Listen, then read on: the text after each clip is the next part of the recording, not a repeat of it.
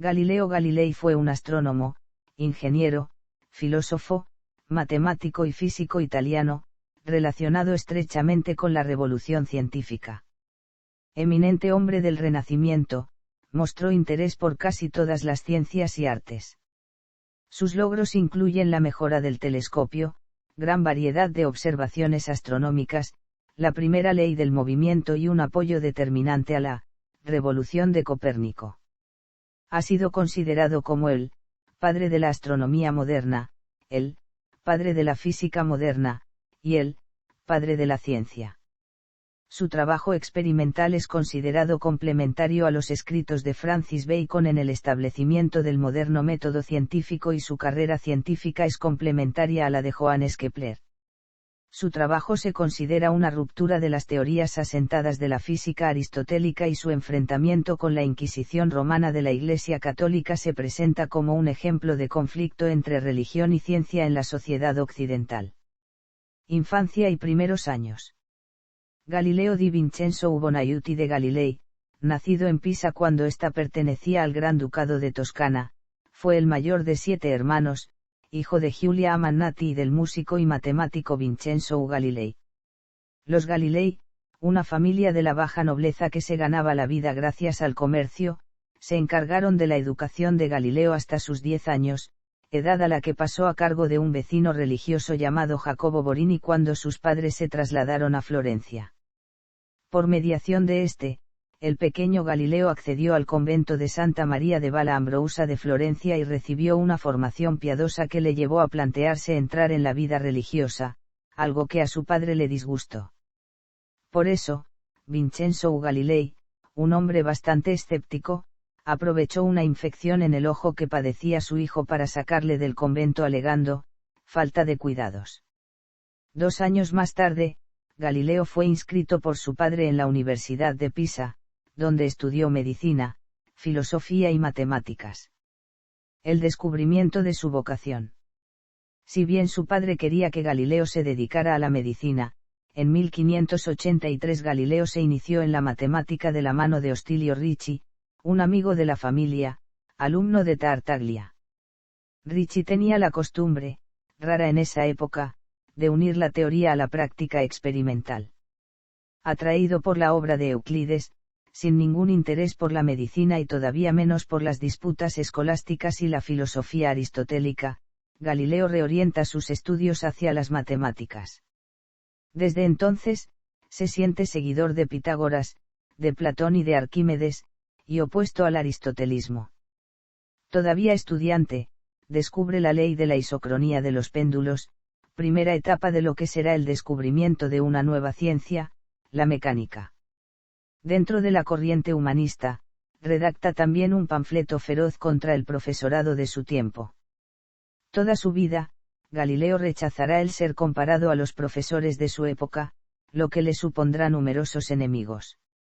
2 años más tarde, retorna a Florencia sin diploma, pero con grandes conocimientos y una gran curiosidad científica. Antes del telescopio. De Florencia a Pisa. Galileo comienza por demostrar muchos teoremas sobre el centro de gravedad de ciertos sólidos en Theoremata circa centrum gravitatis solidum y emprende en 1586 la reconstitución de la balanza hidrostática de Arquímedes o bilancetta. Al mismo tiempo, continúa con sus estudios sobre las oscilaciones del péndulo pesante e inventa el pulsómetro. Este aparato permite ayudar a medir el pulso y aporta una escala de tiempo, que no existía aún en la época. También comienza sus estudios sobre la caída de los cuerpos. En 1588, es invitado por la Academia Florentina a presentar 2 lecciones sobre la forma, el lugar y la dimensión del infierno de Dante Alighieri. Paralelamente a sus actividades, busca un empleo de profesor en una universidad. Se encuentra entonces con grandes personajes, como el padre jesuita Christopher Clavius, excelencia de la matemática en el Colegio Pontifical. Coincide también con el matemático Guidobaldo del Monte. Este último recomienda a Galileo ante el duque Fernando I de Médici, que lo nombra para la cátedra de matemáticas de la Universidad de Pisa por 60 escudos de oro al año. Su lección inaugural tendrá lugar el 12 de noviembre de 1589. En 1590 y 1591, descubre la cicloide y se sirve de ella para dibujar arcos de puentes. Igualmente experimenta sobre la caída de los cuerpos y redacta su primera obra de mecánica, De motu. La realidad es que estas experiencias son puestas en duda hoy por hoy y podrían ser una invención de su primer biógrafo, Vincenzo Viviani. Este volumen contiene ideas nuevas para la época, pero expone también, evidentemente, los principios de la escuela aristotélica y el sistema de Ptolomeo. Galileo los enseñará durante mucho tiempo después de estar convencido de la exactitud del sistema copernicano, falto de pruebas tangibles. La Universidad de Padua. En 1592 se trasladó a la Universidad de Padua y ejerció como profesor de geometría, mecánica y astronomía hasta 1610. La marcha de Pisa se explica por diferencias con uno de los hijos del gran duque Fernando I de Medici. Padua pertenecía a la poderosa República de Venecia, lo que dio a Galileo una gran libertad intelectual, pues la Inquisición no era poderosa allí. Incluso si Giordano Bruno había sido entregado por los patricios de la República a la Inquisición, Galileo podía efectuar sus investigaciones sin muchas preocupaciones. Enseña mecánica aplicada, matemática, astronomía y arquitectura militar. Después de la muerte de su padre en 1591, Galileo debe ayudar a cubrir las necesidades de la familia. Comienza a dar numerosas clases particulares a los estudiantes ricos, a los que aloja en su casa. Pero no es un buen gestor y solo la ayuda financiera de sus protectores y amigos le permiten equilibrar sus cuentas. En 1599, Galileo participa en la fundación de la Accademia dei Ricobrati con el abad Federico Cornaro. El mismo año, Galileo se encuentra con Marina Gamba, una atractiva joven veneciana con la cual mantendrá una relación hasta 1610.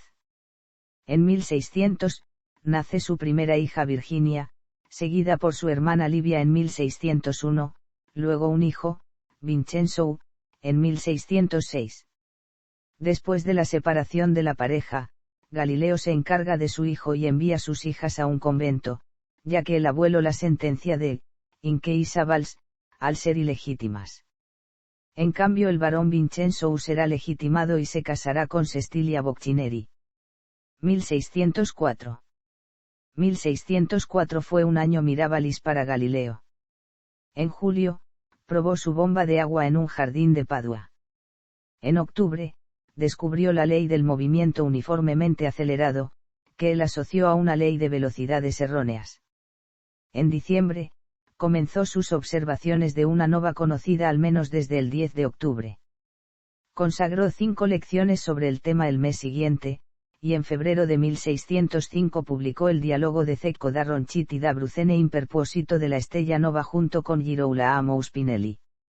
Aunque la aparición de una nueva estrella, y su desaparición repentina entraba en total contradicción con la teoría establecida de la inalterabilidad de los cielos, Galileo continuó todavía como aristotélico en público, pero en privado ya era copernicano. Esperó la prueba irrefutable sobre la cual apoyarse para denunciar el aristotelismo retomando sus estudios sobre el movimiento. Galileo mostró que los proyectiles seguían, en el vacío, trayectorias parabólicas. Hizo falta la ley de la gravitación universal de Newton para generalizar los misiles balísticos, donde las trayectorias son en efecto elípticas. De 1606 a 1609. En 1606, Galileo construye su primer termoscopio, primer aparato de la historia que permite comparar de manera objetiva el nivel de calor y de frío. Ese mismo año, Galileo y 2 de sus amigos caen enfermos el mismo día de una misma enfermedad infecciosa. Solo sobrevive Galileo, que permanecerá lisiado de reumatismo por el resto de sus días. En los 2 años que siguen, el sabio estudia las estructuras de los imanes. Actualmente se pueden contemplar sus trabajos en el Museo de Historia de Florencia. El telescopio y sus consecuencias. Invención del telescopio. En mayo de 1609, Galileo recibe de París una carta del francés Jacques Badovere, uno de sus antiguos alumnos, quien le confirma un rumor insistente, la existencia de un telescopio que permite ver los objetos lejanos. Construido en Holanda por el fabricante de lentes Hans Lippershey, este telescopio habría permitido ya ver estrellas invisibles a simple vista. Con esta única descripción, Galileo, que ya no da cursos a Cosme II de Médicis, construye su primer telescopio. Al contrario que el telescopio neerlandés, este no deforma los objetos y los aumenta 6 veces, o sea, el doble que su oponente. También es el único de la época que consigue obtener una imagen derecha gracias a la utilización de una lente divergente en el ocular. Este invento marca un giro en la vida de Galileo. El 21 de agosto, apenas terminado su segundo telescopio, lo presenta al Senado de Venecia. La demostración tiene lugar en lo alto del campanil de la plaza de San Marco. Los espectadores quedan entusiasmados. Ante sus ojos, Murano, situado a 2,5 kilómetros, parece estar a 300 m. Solamente Galileo ofrece su instrumento y lega los derechos a la República de Venecia, muy interesada por las aplicaciones militares del objeto. En recompensa, es confirmado de por vida en su puesto de Padua y sus emolumentos se duplican. Se libera por fin de las dificultades financieras. Sin embargo, contrario a sus alegaciones, no dominaba la teoría óptica y los instrumentos fabricados por él son de calidad muy variable. Algunos telescopios son prácticamente inutilizables. En abril de 1610, en Bolonia, por ejemplo, la demostración del telescopio es desastrosa, como así lo informa Martín Horky en una carta a Kepler. Galileo reconoció en marzo de 1610 que, entre los más de 60 telescopios que había construido, solamente algunos eran adecuados. Observación de la Luna. Durante el otoño de 1610, Galileo continuó desarrollando su telescopio. En noviembre, fabricó un instrumento que aumentaba 20 veces el tamaño y lo utilizó para observar el cielo. Rápidamente, observando las fases de la Luna, descubrió que este astro no era una esfera traslúcida y perfecta como afirmaba la teoría aristotélica. La física aristotélica, que poseía autoridad en esa época, distinguía dos mundos. El mundo sublunar, que comprende la Tierra y todo lo que se encuentra entre la Tierra y la Luna. En este mundo todo es imperfecto y cambiante. El mundo supralunar, que comienza en la Luna y se extiende más allá. En esta zona, no existen más que formas geométricas perfectas y movimientos regulares inmutables. Galileo, por su parte, observó una zona transitoria entre la sombra y la luz, el terminador, que no era para nada regular, lo que por consiguiente invalidaba la teoría aristotélica y afirma la existencia de montañas en la Luna. Galileo incluso estimó su altura en 7.000 metros, más que la montaña más alta conocida hasta entonces. Hay que decir que los medios técnicos de la época ni siquiera permitían medir con exactitud la altitud de las montañas terrestres. Aun cuando los dibujos de las fases lunares y los mapas realizados por Galileo tuvieron mayor difusión e influencia, no era el único que estudiaba la Luna. Es posible, por ejemplo, que el descubrimiento de la libración lunar, que usualmente se le atribuye, en realidad haya sido descrita antes por Thomas Harriot, bajo influencia de los trabajos anteriores de William Gilbert. Investigación del universo. En pocas semanas, descubrirá la naturaleza de la Vía Láctea, cuenta las estrellas de la constelación de Orión y constata que ciertas estrellas visibles a simple vista son, en verdad, cúmulos de estrellas. Galileo observa los anillos de Saturno pero no los identifica como tales, sino como extraños apéndices. No será hasta medio siglo más tarde cuando Huygens, utilizando telescopios más perfectos, pueda observar la verdadera forma de los anillos. Estudia igualmente las manchas solares. El 7 de enero de 1610, Galileo hace un descubrimiento capital, percibe 3 estrellas pequeñas en la periferia de Júpiter.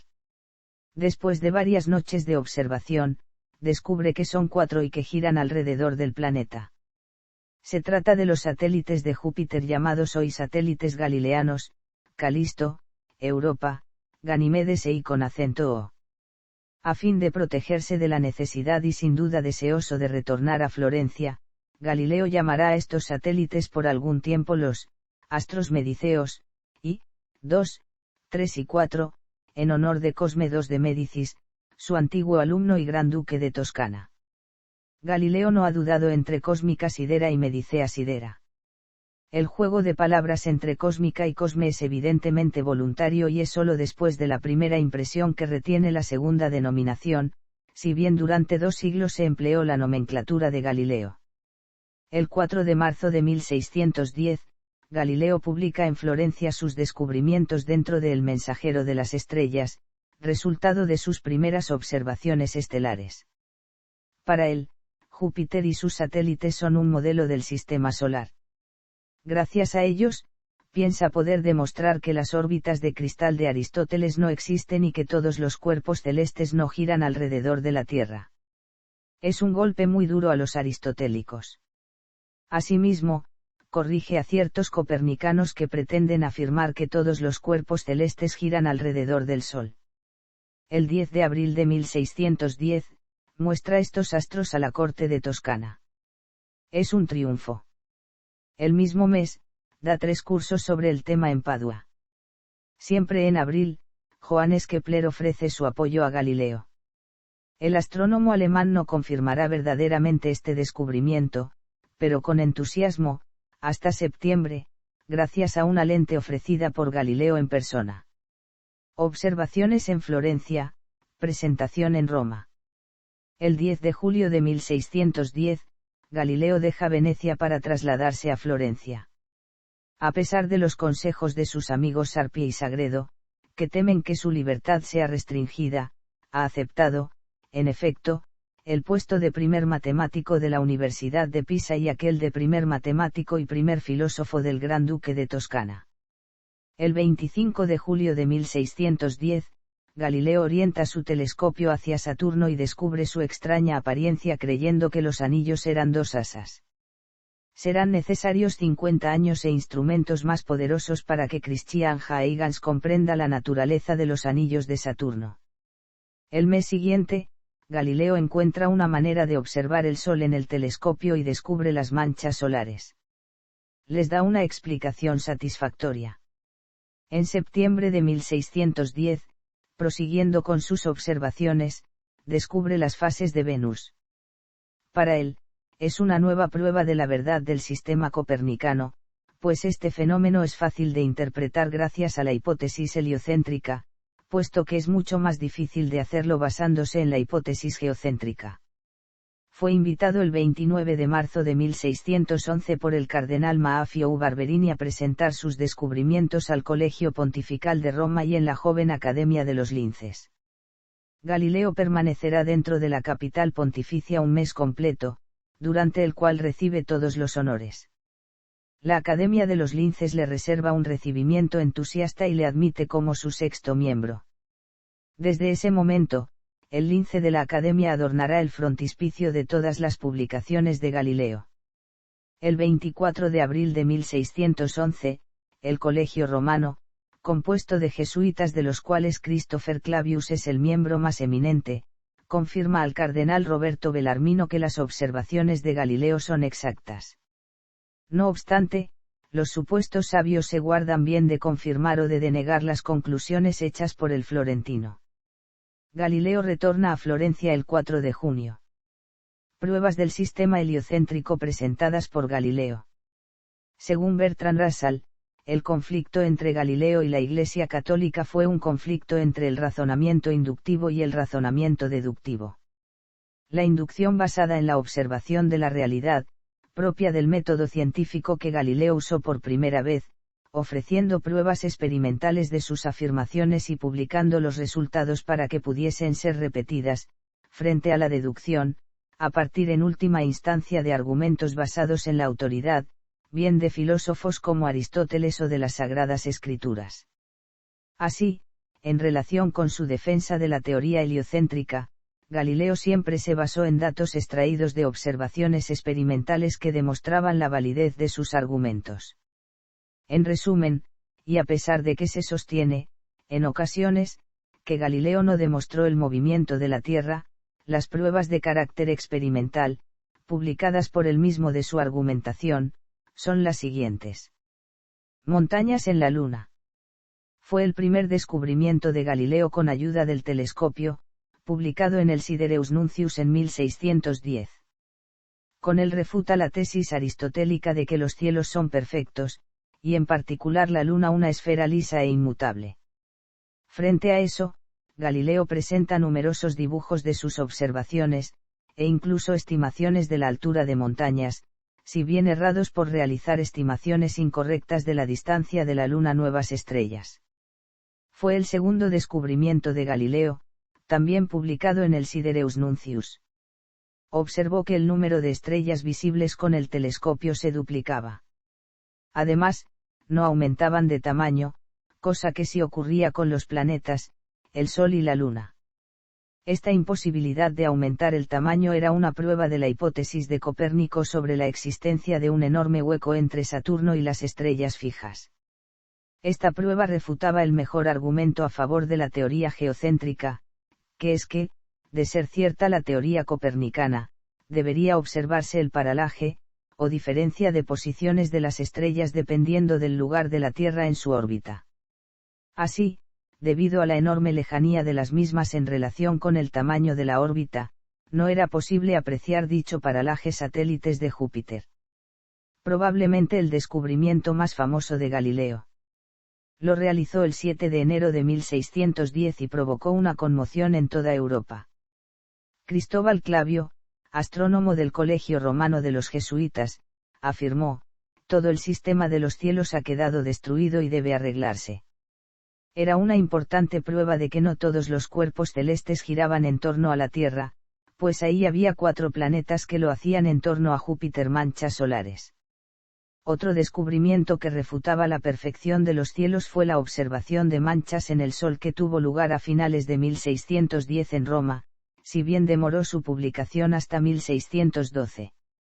El jesuita Christophe Siainer, bajo el seudónimo de Padre Apelles, se atribuye su descubrimiento e inicia una agria polémica argumentando que son planetoides que están entre el Sol y la Tierra. Por el contrario, Galileo demuestra, con la ayuda de la teoría matemática de los bersenos, que están en la superficie del Sol. Además, hace otro importante descubrimiento al mostrar que el Sol está en rotación, lo que sugiere que también la Tierra podría estarlo. Las fases de Venus. Esta prueba es un magnífico ejemplo de aplicación del método científico que Galileo usó por primera vez. La observación la hizo en 1610, aunque demoró su publicación hasta El Ensayador, aparecido en 1623, si bien para asegurar su autoría hizo circular un criptograma, anunciándolo de forma cifrada. Observó las fases, junto a una variación de tamaño, que son sólo compatibles con el hecho de que Venus gire alrededor del Sol, ya que presenta su menor tamaño cuando se encuentra en fase llena y el mayor, cuando se encuentra en la nueva, es decir, cuando está entre el Sol y la Tierra. Esta prueba refuta completamente el sistema de Ptolomeo, que se volvió insostenible. A los jesuitas del Colegio Romano solo les quedaba la opción de aceptar el sistema copernicano o buscar otra alternativa, lo que hicieron refugiándose en el sistema de Tycho Brahe, dándole una acepción que hasta entonces nunca había tenido. Argumento de las mareas. Presentada en la 4ª jornada de los diálogos sobre los 2 máximos sistemas del mundo. Es un argumento brillante y propio del genio de Galileo, pero es el único de los que presenta que estaba equivocado. Según Galileo, la rotación de la Tierra, al moverse esta en su traslación alrededor del Sol, hace que los puntos situados en la superficie de la Tierra sufran aceleraciones y deceleraciones cada 12 horas, que serían las causantes de las mareas. En esencia, el argumento es correcto, y esta fuerza existe en realidad, si bien su intensidad es muchísimo menor que la que Galileo calcula, y no es la causa de las mareas. El error proviene del desconocimiento de datos importantes como la distancia al Sol y la velocidad de la Tierra. Si bien estaba equivocado, Galileo desacreditó completamente la teoría del origen lunar de estas fuerzas por falta de explicación de su naturaleza, y del problema de explicación de la marea alta cuando la Luna está en sentido contrario, pues alega que la fuerza sería atractiva y repulsiva a la vez. Sería necesario esperar hasta Newton para resolver esta cuestión, no solo explicando el origen de la fuerza, sino también el cálculo diferencial para explicar el doble abultamiento. Pero, aun equivocada, situada en su contexto, la tesis de Galileo presentaba menos problemas y era más plausible en su explicación de las mareas manchas solares. En su gran obra, El diálogo sobre los sistemas del mundo, Galileo retoma el argumento de las manchas solares, convirtiéndolo en un poderoso argumento contra el sistema de Tycho-Brahe, el único refugio que quedaba a los geocentristas. Galileo presenta la observación de que el eje de rotación del Sol está inclinado, lo que hace que la rotación de las manchas solares presente una variación estacional, un bamboleo, en el giro de las mismas. Si bien los movimientos de las manchas se pueden atribuir al Sol o a la Tierra, pues geométricamente esto es equivalente, resulta que no es así físicamente, pues es necesario tener en cuenta las fuerzas que los producen. Si es la Tierra la que se mueve, Galileo indica que basta una explicación con movimientos inerciales, la Tierra en traslación y el Sol en rotación. Por el contrario, si solo se mueve el Sol, es necesario que éste esté realizando dos movimientos distintos a la vez, en torno también a dos ejes distintos, generados por motores sin ninguna plausibilidad física. Este argumento vuelve a ser una nueva prueba, junto a las fases de Venus, de carácter positivo y experimental que muestra el movimiento de la Tierra. Los enemigos de Galileo y la denuncia ante el Santo Oficio. La oposición se organiza. Galileo parecía ir de triunfo en triunfo y convence a todo el mundo. Por tanto, los partidarios de la teoría geocéntrica se convierten en sus enemigos encarnizados, y los ataques contra él comienzan con la aparición de Sidereus Nuncius. Ellos no pueden permitirse el perder la afrenta ni quieren ver su ciencia puesta en cuestión. Además, los métodos de Galileo, basados en la observación y la experiencia en vez de la autoridad de los partidarios de las teorías geocéntricas, están en oposición completa con los suyos, hasta tal punto que Galileo rechaza compararse con ellos. Al principio, solo se trata de escaramuzas.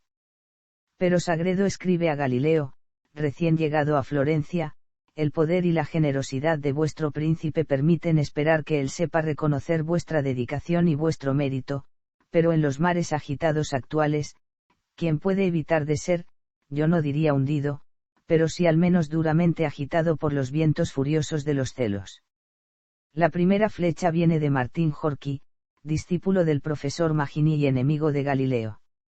Este asistente publica en junio de 1610, sin consultar a su maestro, un panfleto contra el Sidereus Nuncius.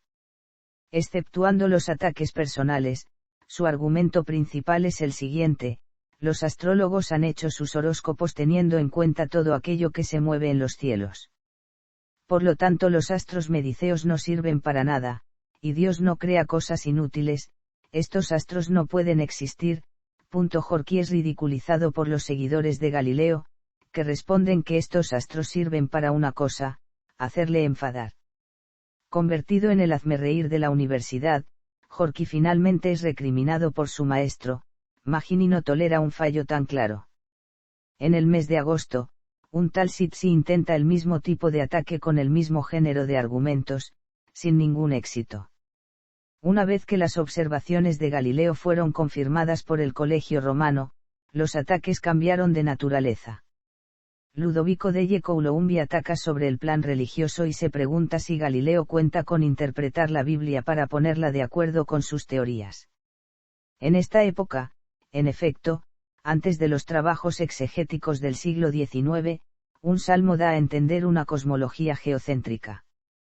El dictamen del Colegio Romano fue emitido a solicitud del cardenal Roberto Bellarmino, quien había participado en el proceso a Giordano Bruno, tras el caluroso recibimiento de Galileo a su llegada a Roma en la primavera de 1611. Sin embargo, Bellarmino no quedó persuadido de las explicaciones del astrónomo toscano y, desde ese momento, la Inquisición realizaría un seguimiento y control de las actividades de Galileo. Los ataques se hacen más violentos. Galileo, de retorno a Florencia, es inatacable desde el punto de vista astronómico.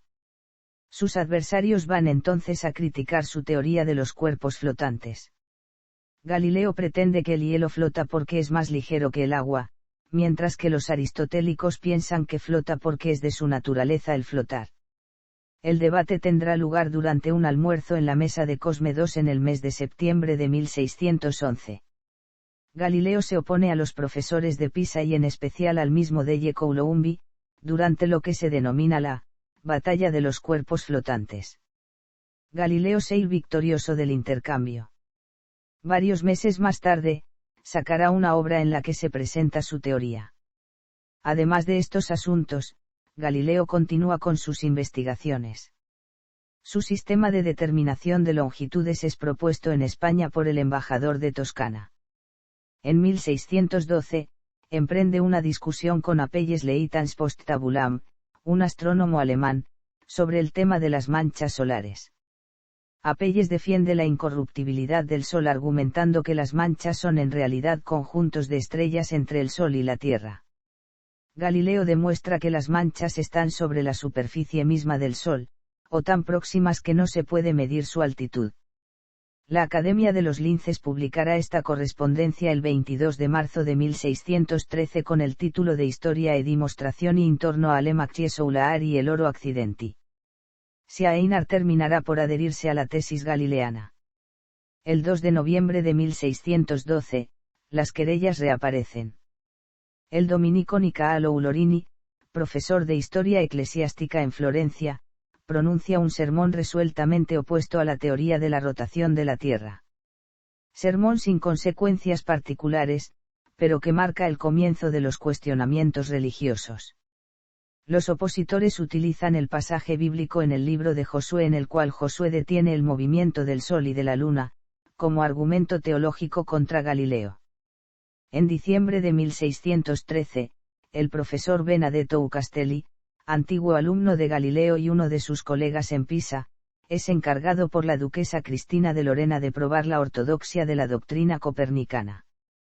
Galileo vendrá en ayuda de su discípulo escribiéndole una carta el 21 de diciembre de 1613 sobre la relación entre ciencia y religión.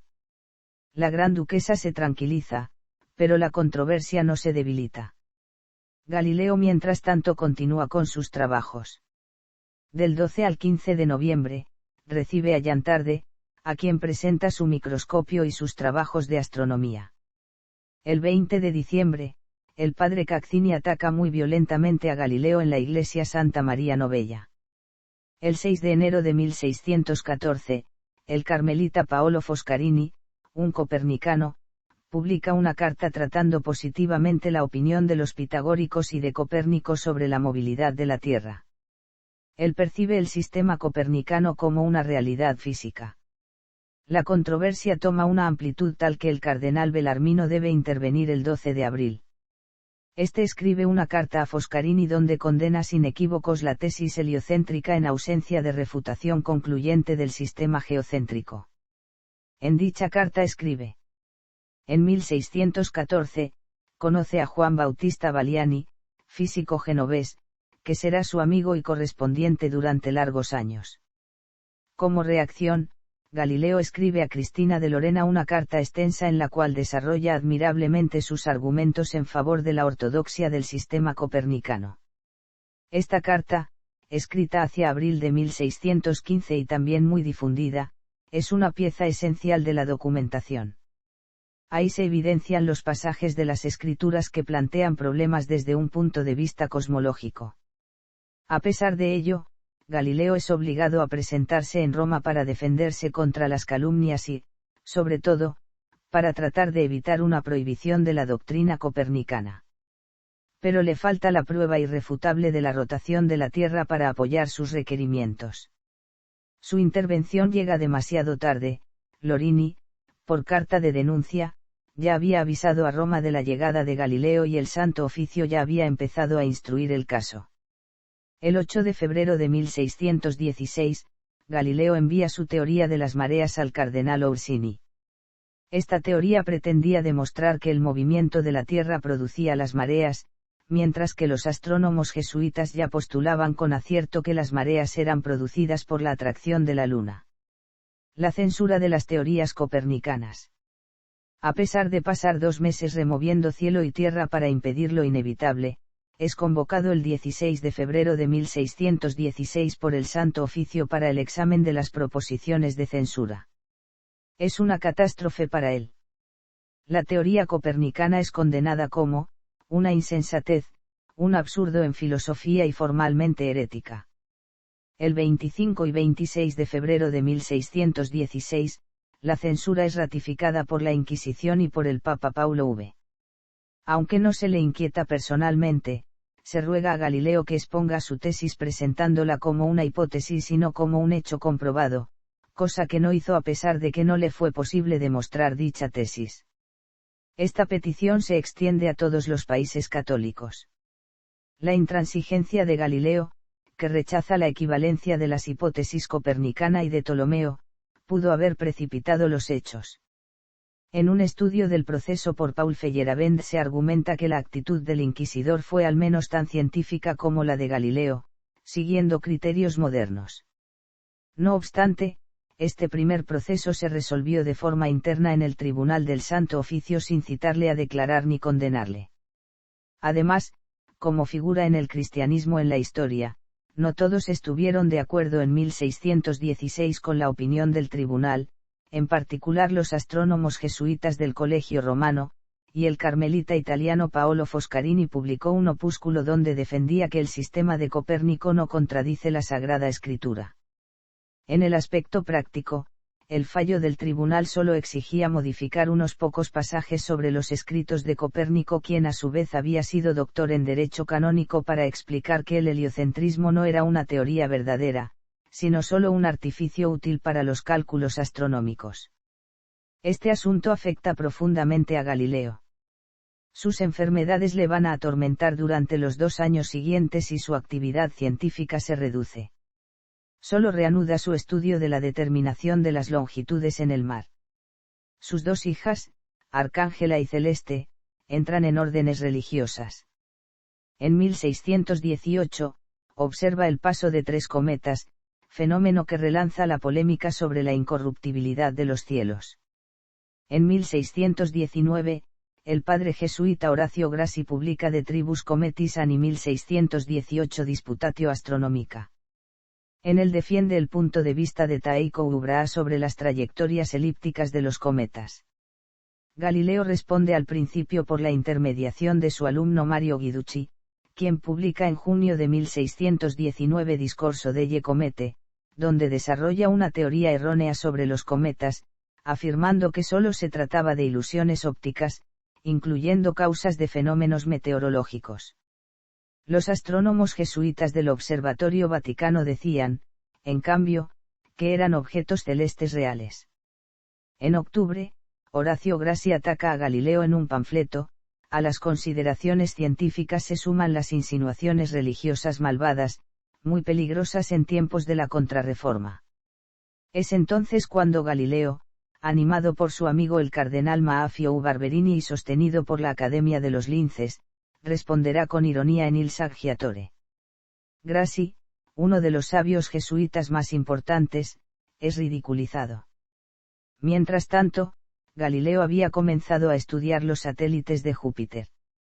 Por culpa de dificultades técnicas se ve obligado a abandonar el cálculo de sus efemérides. Galileo se ve cubierto de honores en 1620 y 1622. El 28 de agosto de 1620, el cardenal Barberini envía a su amigo el poema Adulatio Perniciosa que ha compuesto en su honor. El 20 de enero de 1621, Galileo se convierte en cónsul de la Academia Florentina.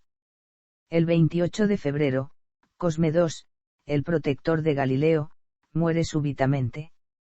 En 1622, aparece en Frankfurt una apología de Galileo redactada por Tommaso Campanella en 1616.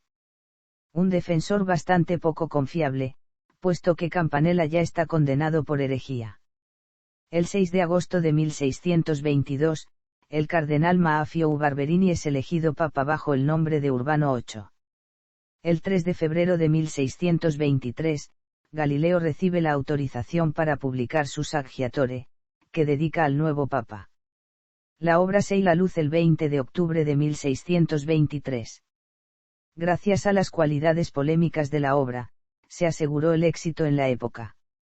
No permanece más que unos meses allí, pero Galileo se convierte de alguna manera en el representante de los círculos intelectuales romanos en rebelión contra el conformismo intelectual y científico impuesto por los jesuitas.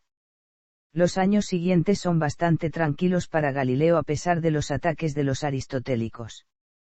Los aprovecha para perfeccionar su microscopio compuesto y pasa un mes en Roma, donde es recibido numerosas veces por Urbano VIII. Este último le da la idea de su próximo libro Diálogo sobre los dos sistemas del mundo, obra que presenta de manera imparcial a la vez el sistema aristotélico y el sistema copernicano. Encarga escribirla a Galileo.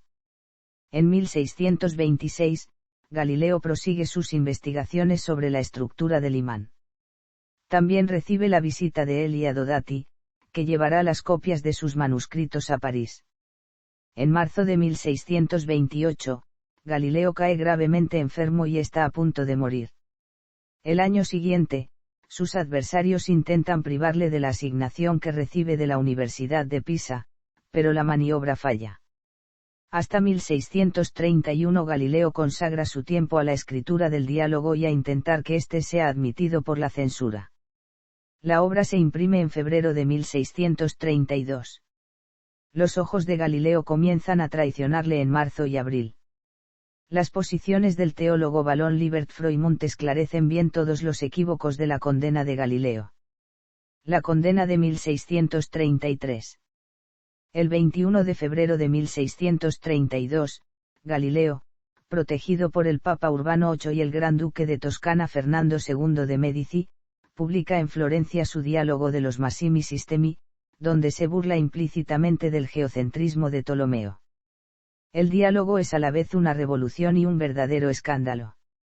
El libro es, en efecto, abiertamente procopernicano, ridiculizando audazmente la interdicción de 1616. El diálogo se desarrolla en Venecia durante 4 jornadas entre 3 interlocutores, Filippo Salviati, un florentino seguidor de Copérnico, Giovan Francesco Sagredo, un veneciano ilustrado sin tomar partido, y Simplicio, un mediocre defensor de la física aristotélica, un personaje que algunos quieren ver inspirado en Urbano VIII. Pero, mientras que se le reprocha el carácter ostensiblemente peyorativo del nombre, Galileo responde que se trata de Simplicio de Cilicia. Muchos autores coinciden en que Galileo no esperaba estas reacciones ni que el Papa se posicionara entre sus adversarios. En estos 4 días de discusión, Galileo, aunque lo tenía prohibido por el decreto de 1616, presenta 2 nuevas pruebas de carácter experimental y observacional a favor de la teoría copernicana. La basada en el movimiento de las mareas, errónea, y la basada en la rotación de las manchas solares, acertada y que refutaba tanto la ptolemaica, como la de Tycho Brahe, en cuya defensa se habían refugiado los jesuitas del Colegio Romano. Esto motivó la intervención de la Inquisición, que solo le permitía a Galileo el presentar la teoría como mera hipótesis, y no aportar pruebas a su favor. Por otra parte, Galileo tiene en Roma poderosos enemigos, fundamentalmente entre los jesuitas del Colegio Romano, en especial Christophe Siainer y Horacio Grassi, quienes se consideraban la rama intelectual de la Iglesia, y que pudieron ser quienes lanzaron el rumor de que el Papa Urbano era, en realidad, el simpático pero poco brillante Simplicio. Esto fue muy perjudicial para Galileo, pues en Roma era muy conocida la gran soberbia del Papa. Por otro lado, tampoco ayudó a Galileo el escribir su citada obra en lengua vulgar, en vez de hacerlo en el idioma culto utilizado entonces entre los hombres de ciencia, el latín, ya que a la Iglesia no le gustaba que las obras llegaran directamente al hombre de la calle. El proceso realizado por la Inquisición fue irregular, pues a pesar de que el libro había pasado el filtro de los censores, se le acusaba de introducir doctrinas heréticas. Puesto que esto dejaba en mal lugar a dichos censores, la acusación oficial fue de violar la prohibición de 1616. Galileo fue requerido para presentarse en Roma. Sin embargo, estaba sumamente enfermo y agotado, y ya contaba 68 años, por lo que se demoró en acudir, además de que en esos momentos existía una epidemia de peste en Italia. Aunque presentó certificados médicos alegando estas circunstancias, a finales de diciembre de 1632 fue conminado a acudir inmediatamente de grado o por fuerza. Que no era voluntad suya el retrasar el viaje lo prueba el que, debido a la peste, fuera retenido por espacio de 42 días para abandonar la Toscana. Por otra parte, el trato recibido durante el proceso fue correcto, alojado en las habitaciones del Palacio de la Inquisición y recibiendo todas las atenciones que necesitaba, si bien no fue ningún trato especial distinto al resto de personalidades importantes y personas de su condición. El proceso comenzó con un interrogatorio el 9 de abril de 1633, donde Galileo no reconoce haber recibido expresamente ninguna orden del cardenal Bellarmino. Por otra parte, dicha orden aparece en un acta que no estaba firmada ni por el cardenal ni por el propio Galileo. Con pruebas endebles es difícil dictar una condena, por lo que es conminado a confesar, con amenazas de tortura si no lo hace y promesas de un trato benevolente en caso contrario. Galileo acepta confesar, lo que lleva a cabo en una comparecencia ante el tribunal el 30 de abril. Una vez obtenida la confesión, se produce la condena el 21 de junio. Al día siguiente, en el convento romano de Santa María Saapra Minerva, le es leída la sentencia, donde se le condena a prisión perpetua y se le conmina a abjurar de sus ideas, cosa que hace seguidamente. Tras la abjuración el Papa conmuta la prisión por arresto domiciliario de por vida. Se le permitió iniciar su pena como invitado de su amigo el arzobispo de Siena y luego continuarlo en su villa de Arcetri, cerca de Florencia, próxima al convento donde residían sus hijas, la hermana María Celeste y la hermana Arcángela. Allí, siguió trabajando en el problema del movimiento, cuyo estudio había iniciado en Pisa medio siglo antes. Giuseppe Baretti afirmó que, después de la abjuración, Galileo dijo la famosa frase "Et pur si muove", pero según Stillman Drake Galileo no pronunció la famosa frase en ese momento, ya que no se encontraba en situación de libertad y sin duda era desafiante hacerlo ante el Tribunal de Cardenales de la Inquisición. Para Stillman, si esa frase fue pronunciada, lo fue en otro momento. El texto de la sentencia fue difundido por doquier, en Roma el 2 de julio y en Florencia el 12 de agosto. La noticia llega a Alemania a finales de agosto, en Bélgica en septiembre. Los decretos del Santo Oficio no se publicarán jamás en Francia, pero René Descartes renuncia, prudentemente, a la publicación de su Mundo. Muchos, en la época, pensaron que Galileo era la víctima de una confabulación de los jesuitas, que se vengaban así de la afrenta sufrida por Horacio Grassi en el Saggiatore. Últimos años. Galileo permanece confinado en su casa de Florencia desde diciembre de 1633 hasta 1638. Allí recibe algunas visitas, lo que le permitió que alguna de sus obras en curso de redacción pudiera cruzar la frontera. Estos libros aparecieron en Estrasburgo y en París en traducción latina. En 1636, Luis Elsevier recibe un boceto de los discursos sobre dos nuevas ciencias de la parte del maestro florentino. Este es el último libro que escribirá Galileo, en él se establecen los fundamentos de la mecánica en tanto que ciencia y marca así el fin de la física aristotélica. Intenta también fijar las bases de la resistencia de los materiales, con menos éxito. Terminará este libro justo antes de perder la vista en el ojo derecho el 4 de julio de 1637. El 2 de enero de 1638, Galileo pierde definitivamente la vista. Por aquel entonces, Dino Peri había recibido la autorización para vivir en casa de Galileo y asistirlo junto con el padre Ambrogetti, que tomará nota de la sexta y última parte de los discursos. Esta parte no aparecerá hasta 1718. La obra completa saldrá a luz en julio de 1638 en Leiden y en París.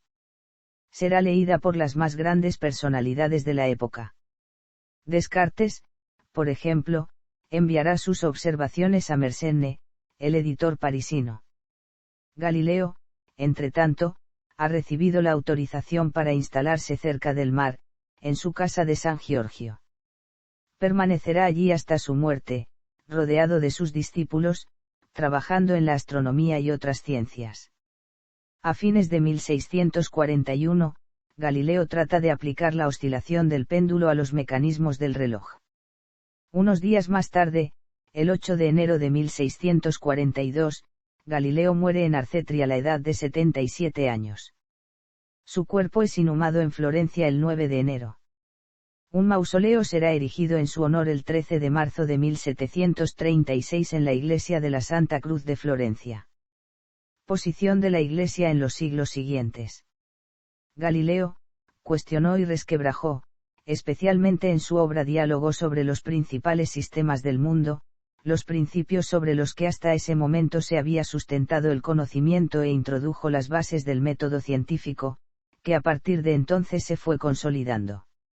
En filosofía aparecieron corrientes de pensamiento racionalista y empirista. Siglo INBSP, SPAN 17/SPAN, resistencia a la separación entre ciencia y teología. None.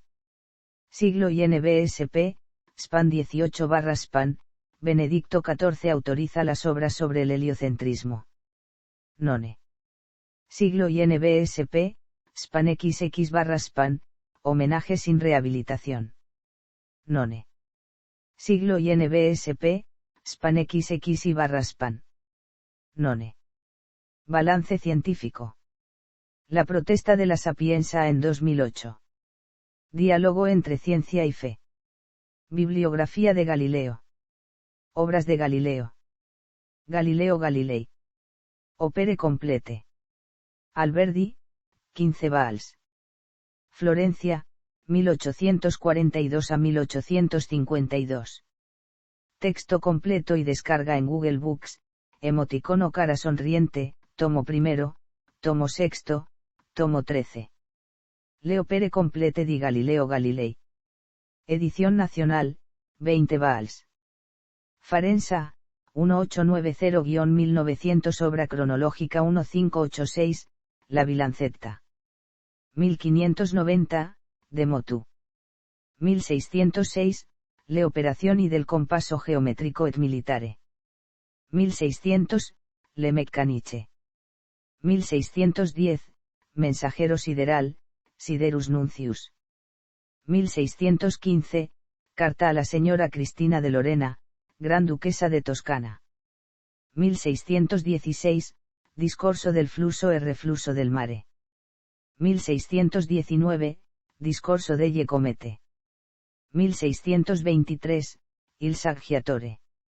1632, Diálogos sobre los dos máximos sistemas del mundo, Diálogos apra idum massimi sistemi del mundo tolemaico e copernicano.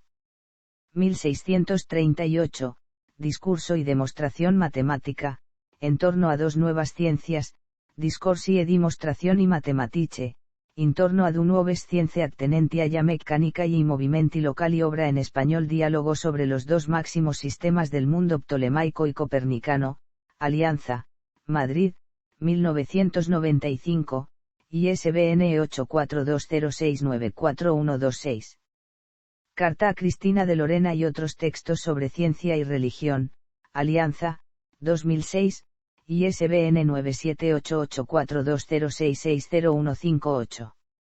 Cartas del señor Galileo Galilei, académico Linceo, escritos a Benedetto U. Castelli y a la señora Cristina de Lorena, Gran Duquesa de Toscana, Alhambra, Madrid, 1986, ISBN 8420513075. Consideraciones y demostraciones matemáticas sobre dos nuevas ciencias Editora Nacional, Madrid, 1981, ISBN 8427613164.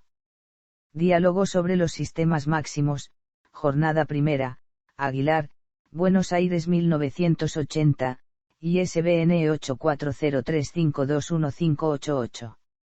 El ensayador, Aguilar, Buenos Aires, 1984, ISBN 8482040112X. Obra sobre Galileo. María Luisa Altiribiagi. Galileo en la terminología técnicos-científica. L.S. Olsky, Farensa.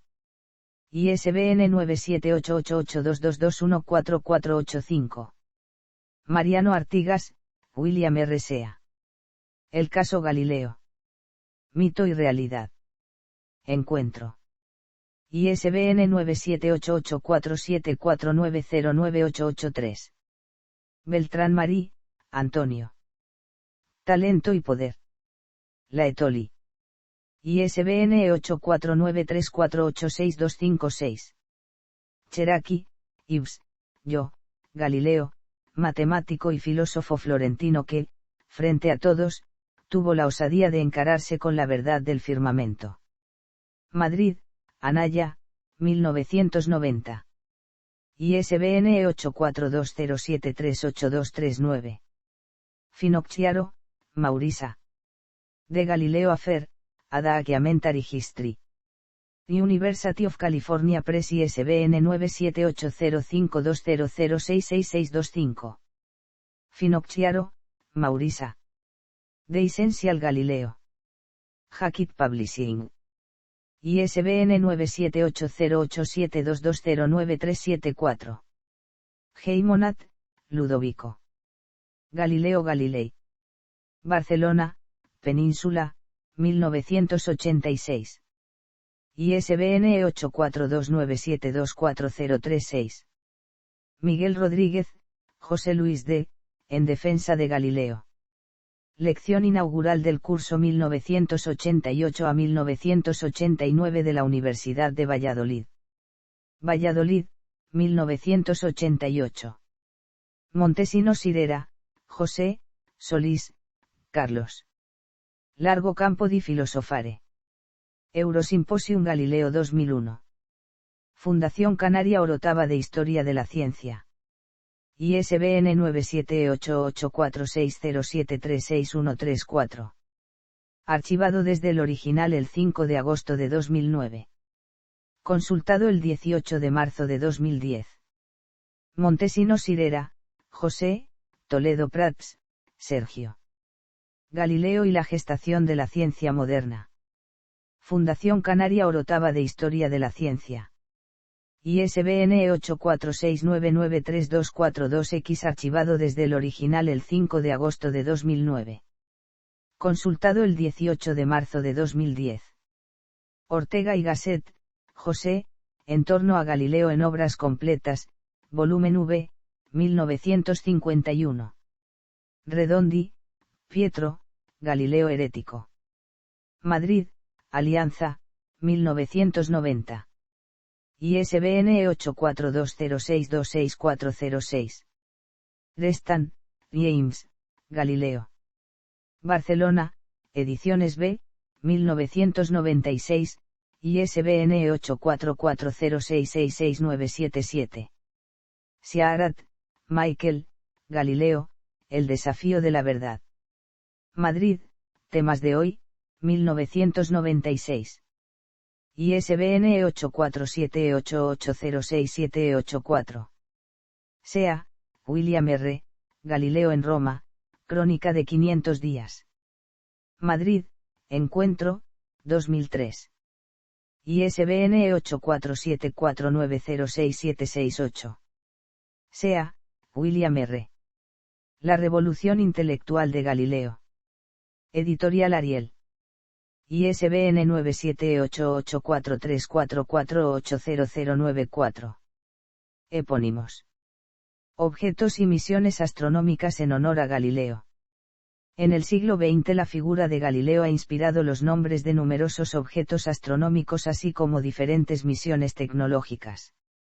La misión Galileo a Júpiter. Las lunas galileanas de Júpiter. Gao en Ganímedes. El cráter lunar Galilei. El cráter marciano Galilei. El asteroide Galilea. Galileo.